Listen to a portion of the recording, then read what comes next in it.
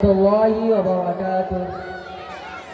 إن الحمد لله وحده والصلاة والسلام على من لا نبي بعده. أما بعد، أعوذ بالله من الشيطان الرجيم. بسم الله الرحمن الرحيم. وما أرسلناك إلا رحمة للعالمين. صدق الله العظيم. سب سے پہلے مشیت کے انوار سے روح محمد بنایا گیا.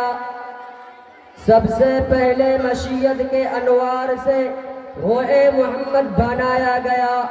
پھر اسی نور سے روشنی مانگ کر بزم کو نو مکہ کو سجایا گیا.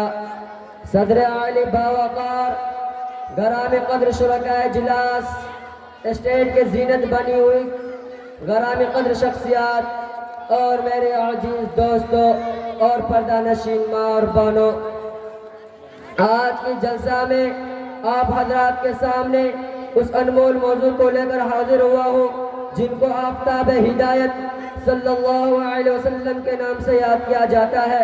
اسی موضوع پر روشنی ڈالنے کی کوشش کروں گا. امید ہے کہ آپ حضرات میری باتوں کو غور سے سنیں گے. حضرات، جب دنیا رنگے بت گاری اور صنم پرستی کی صدیوں پرانی تہذیب کی طرف دوبارہ لوٹ چکی تھی، رشد و ہدایت کا چراغ یکسر بجھ چکا تھا، راہ راست کفر و شرک کی تاریکیوں میں گم ہو چکا تھا، وحدانیت و الوہیت کا نشان بھی ناممکن الحصول بن چکا تھا.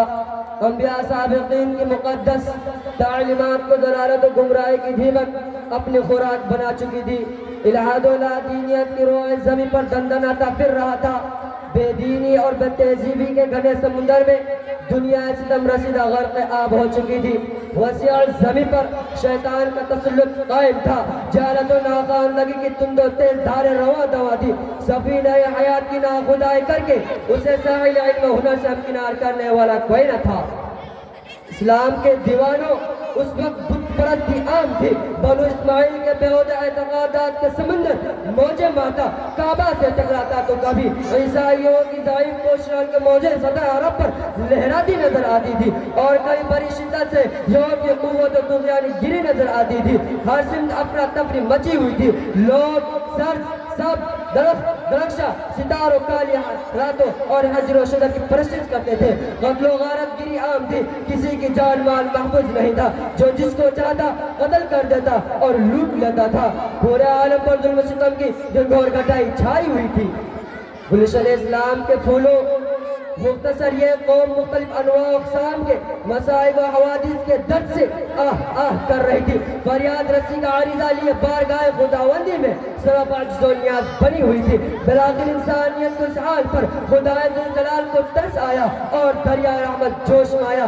چنانچہ 20 اپریل 571 عیسوی بروز دوشنبہ کو وہ در یتیم آمنہ کے گود سے برآمد ہوا جو دانائے سبل اور ختم الرسل تھا. یہ وہی تھا جس نے پورے خطہ عرب پھر ساری دنیا کو نور وحدت کی شمع جہاں تاب سے منور و مزین کر دیا. ایسی تحریک چلائی کہ بت قدہ دہر کو حرم خانوں میں تبدیل کر دیا. کفر و شرک کی چہار دیواری پر پرچم اسلام نصب کر دیا. شاعر نے کیا خوب کہا ہے کہ محمد سے وفا تو نے تو ہم تیرے ہیں. کہ محمد سے وفا تو نے تو ہم تیرے ہیں. یہ جہاں چیز ہے کیا لوح و قلم تیرے ہیں. ناموں سے رسالت بربر مٹنے والے شہدائیوں، قرآن نے حضور صلی اللہ علیہ وسلم کو سراج نہیں کہا بلکہ سراج کے ساتھ ساتھ منیر کہا. یہ آپ کی عظمت و صداقت ہے. لیکن سراج کے ساتھ منیر کہہ کر دنیا کو یہ بتا دیا کہ آسمانوں کا سورج شام کو چھپ جاتا ہے، رات کا چاند صبح کو چھپ جاتا ہے. لیکن جو سراج میں نے مکہ اور مدینہ میں بھیجا وہ نہ رات کو چھپے گا اور نہ دن کو چھپے گا. آپ نے سابقہ دیان کو منسوخ کر کے دین حنیف ملت بیضا کے ایسے دائم نقوش قائم فرمائے جنہوں نے بت قدہ پر سجدہ ریز کرنے والی انسانیت کو در توحید پر سر نیاز خم کرنے کا شعور بخش دیا. جالتنا خاندگی کی مزدار، جالتنا خاندگی کی جالتنا خاندگی کی مزدار میں ڈگمگاتی کشتی کو علم و عرفان کے ساحل کر دیا۔ الہاد و لادینیت کے سیل روا کے آگے دین و حقانیت کی دیوار حائل فرما دی۔ غیر و غضب کے خوگروں کو نرم دل سرپا متواضع بنا دیا۔ صدیوں سے چلی آ رہی عداوتوں کو میل و ملاپ بھائی چارگی میں تبدیل کر دیا، بھائی چارگی میں تبدیل کر دیا۔ زندہ درگور کی جانے والی بیٹیوں کو حیات نور کا نیا پیغام دیا۔ بیواؤں کی سنی زندگیوں میں رونق و مسرت کی مٹھاس کھول دیا۔ حقوق سے محروم خواتین کو ان کے حقوق ان کے واجب حقوق دلا دیا۔ یتیموں کے سروں پر پدرانہ شفقت و عاطفت کا شامیانہ تان دیا۔ مظلوموں اور بے بسوں کی فریاد رسی فرما کر ان کے حقوق کی چادر بچھا دیا۔ غرض صرف تیسرہ مختصر عرصہ میں کائنات انسانوں پر احسانات و نوازشات کی اس قدر بارش برسائی کہ پورے نوع انسانی ان کے تشکر و امتنان کو بھلا نہیں سکتی۔ محمد کی غلامی ہے سنو آزاد ہونے کی، محمد کی غلامی ہے سنو آزاد ہونے کی، خدا کے دامن توحید میں آباد ہونے کی۔ محمد کی محبت دین حق کی شرط اول ہے، محمد کی محبت دین حق کی شرط اول ہے، اسی میں ہو اگر خامی تو سب کچھ نام مکمل ہے۔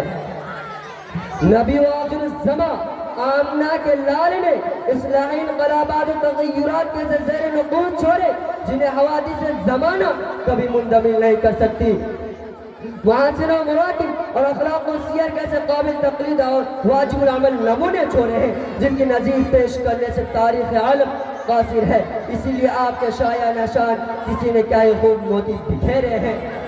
چمن کیا چمن کے بہاروں میں چمکے، چمن کیا چمن کے بہاروں میں چمکے، وہ تنہا تھے لیکن ہزاروں میں چمکے۔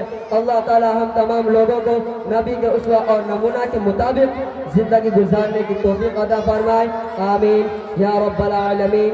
وآخر الدعوانا ان الحمدللہ رب العالمین، والسلام علیکم ورحمۃ اللہ وبرکاتہ۔